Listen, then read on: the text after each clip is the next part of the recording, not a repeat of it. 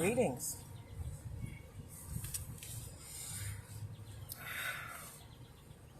I just wrote this up. It is 3:57.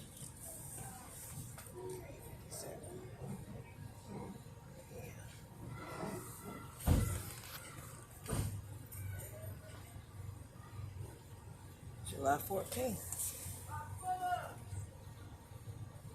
We should be having a full moon come up. So for anybody judgmental, hateful, spiteful, and think that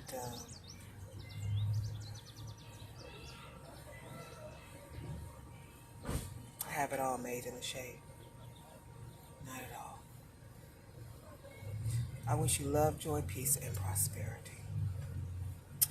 And I thought I'd share a little of myself with you today.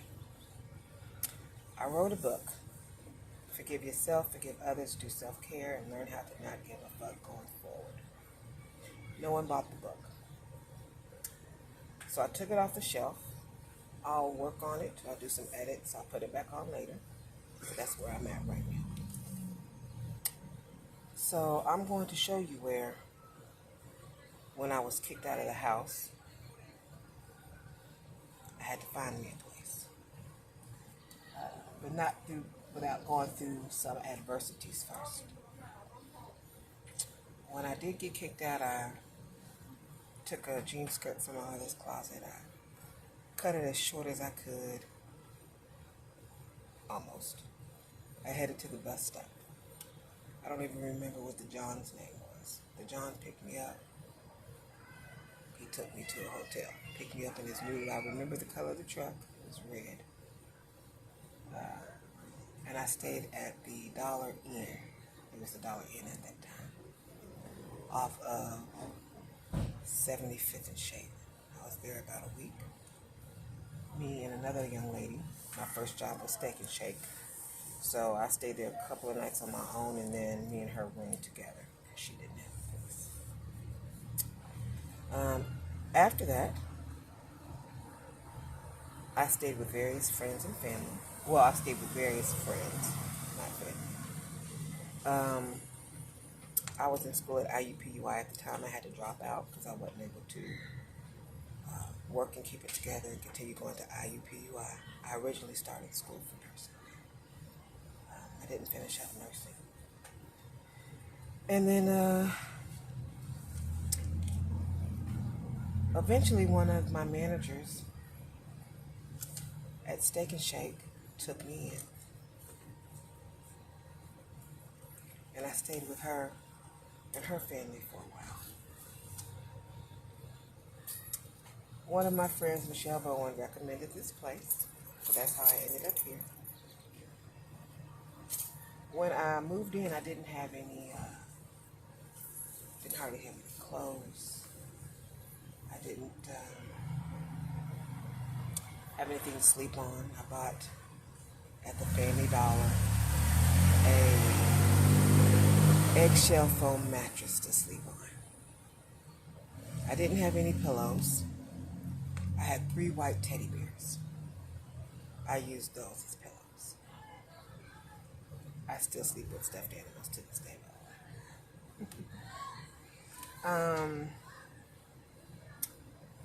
I ended up getting a blanket. I went home back to my parents at that time, I should say, rather. And I snuck through the cat or the dog door, whatever you want to call it. And I picked up a few things so I could have a few things to wear. And I stole one of their furry jean blankets. It was called a jean. It was a furry blanket.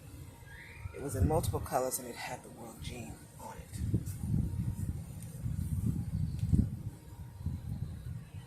I've known Michelle since high school, by the way.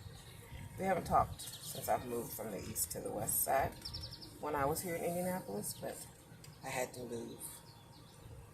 I needed to grow. Some relationships you just have to leave alone. You have to cut them away.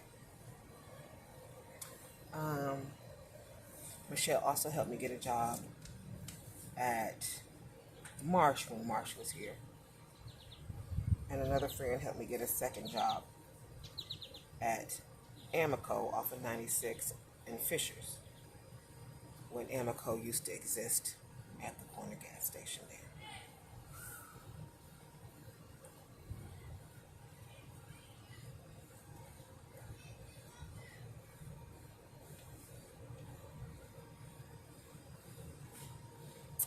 A lot happened in these apartments.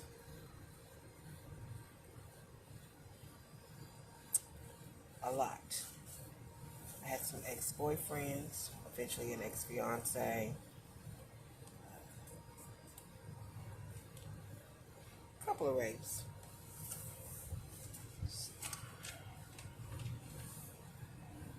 I'm going to call what happened here life lessons because I'm over it now. I consider myself healed. I like the place where I currently am at. Now, me and my father, I love my papa to pieces. We didn't always see eye to eye. We didn't always get along. You see the pretty side of things. And I'm grateful and beyond blessed. I thank him for my upbringing. I thank him for teaching me some hard lessons as well. I'm thankful for the spot that together we are in now. So for those who do not think that you can heal broken relationships with your family, you can. And I am a prime example of that. For those of you who have been raped or molested or have had some form of incest, you can heal from that as well. I'm an example of that. My family never touched me, but I have been in some other predicaments. That goes for domestic violence as well. For those who are having mental struggles, I know what it's like to see a psychiatrist for a year to work out mental issues. And it's okay if you need help to go and get you some help.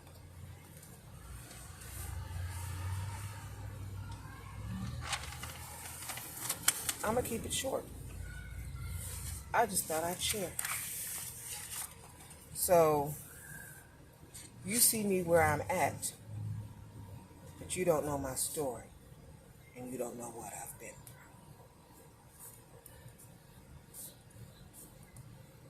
Some people have stories, like the person I just got out of the car with before I decided to come over here. And I shared some things with them and gave them my information. Some people have stories, life lessons. He had been shot 9 times when he was 9. And he's out here working a regular job. Papa selling drugs. And you're a survivor.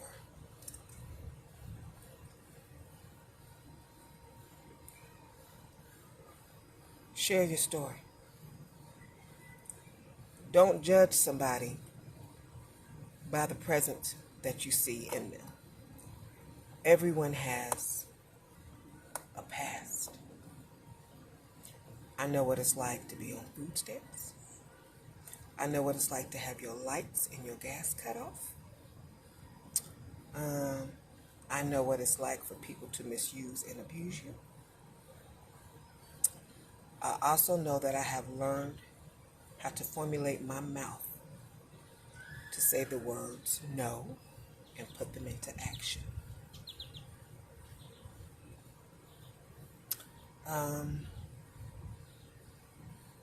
I know what it's like for people to come at you sideways. I have developed a tough skin with training through a few people. And I love the assistance of a block button. So, that's the story. I'm wondering when you're going to share yours. I encouraged him to do speaking engagements, to put out books. He said a lot of people asked when they see his scars, because his scars are not hidden. People have scars, walking around with scars that don't show physically. His show physically. You need to show your scars.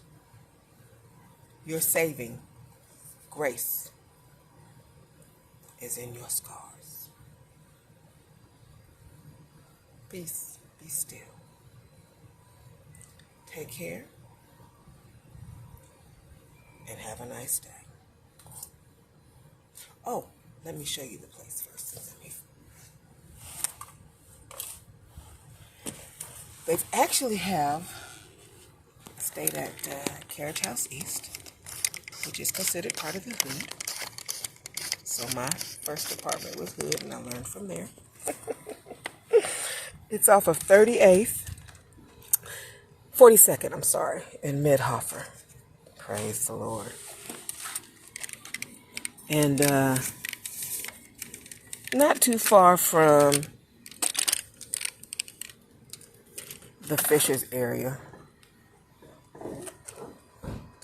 Almost got ran over. I had a little Ford Futura, old Ford Futura I had saved up for. I paid $550. Somebody tried to run me off the road, and tire busted. They left the "I'm sorry" note on my car. A lot of life lessons. But this is where it was. And I'm proud now that they have a success center for folks who need it. I think that is really awesome. A lot of young children around as well I've seen walking around since I've been here. That's awesome as well. And they look in better shape than they did when I was here too.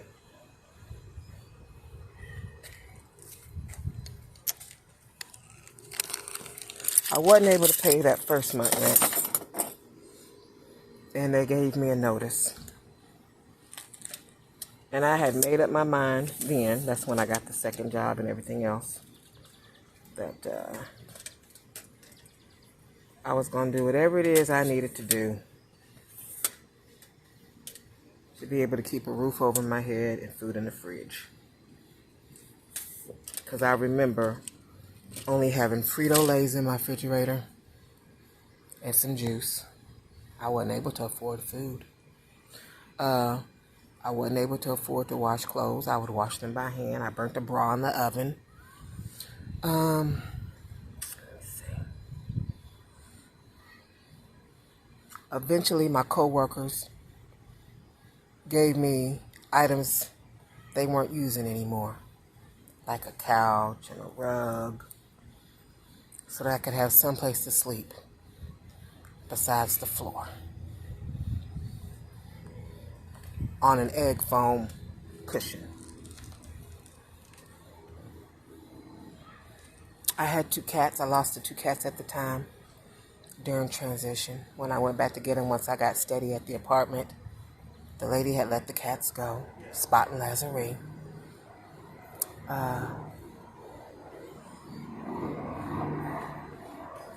Yeah.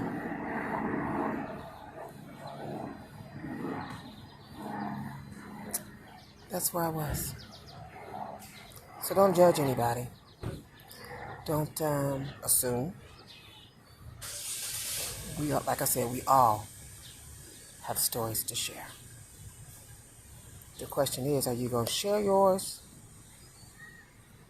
before you go to the grave? Or are you going to spend your time being judgmental of other people when all you see is the surface and not the struggles or the adversities that they have overcome and been through? And on that note, I do hope you vote for my father and I for the wake.